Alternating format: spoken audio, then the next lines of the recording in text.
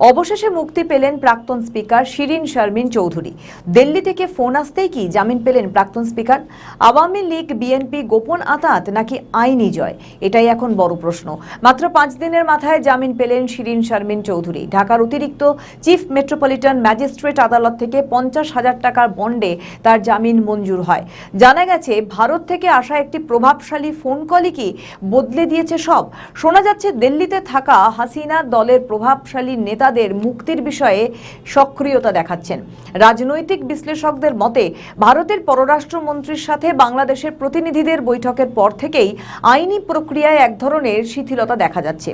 প্রশ্ন হলো, তাহলে কি আওয়ামী লীগের সাথে বিএনপি সরকারের কোনো গোপন সমঝোতা রয়েছে? সূত্রের খবর বলছে, এই জামিনের পিছনে শুধু আওয়ামী লীগের হাত নয়, বরং বিএনপির একটি অংশেরও পরোক্ষ সম্মতি রয়েছে। শারমিনের জামিনকে অনেকেই আওয়ামী লীগের নেতাকর্মীদের মনোবল ফেরানোর ঘটনা হিসেবেই দেখছে। জামিনের খবর শোনার পর আদালত চত্বরে আওয়ামী লীগ পন্থী ও বিএনপি পন্থী আইনজীবীদের মধ্যে উত্তেজনা দেখা যায়। আন্দোলনকারী শিক্ষার্থীরা এই জামিনের কঠোর বিরোধিতা করে। অন্যদিকে আওয়ামী লীগের দাবি এটি আইনি জয়, কারণ শিরিন শারমিনের কে মিথ্যে মামলাতেই ফাঁসানো হয়েছিল।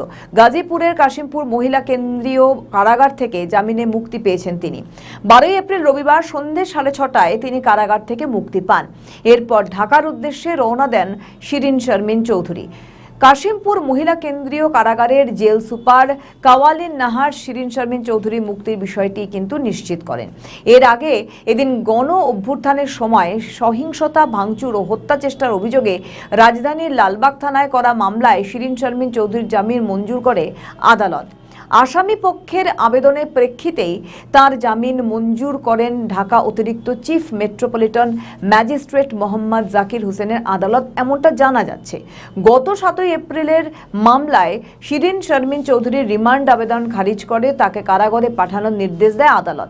শিরিন শারমিন চৌধুরীকে 7 এপ্রিল ভোরে রাজধানীর ধানমন্ডির একটি বাড়ি থেকেই গ্রেফতার করে ঢাকা মহানগর পুলিশের গোয়েন্দা শাখা। জেল সূত্রে খবর, শিরিন শারমিন চৌধুরীর জামিনের কাগজ কারাগারে পৌঁছলে তা যাচাই বাছাই করা হয়, পরে তাকে মুক্তি দেওয়া হয়। তবে প্রাক্তন স্পিকার শিরিন শারমিনের এই জামিনের পিছনে কোনো রাজনৈতিক পদক্ষেপ রয়েছে কিনা তা নিয়ে এখন জোর জল্পনা রাজনৈতিক মহলে।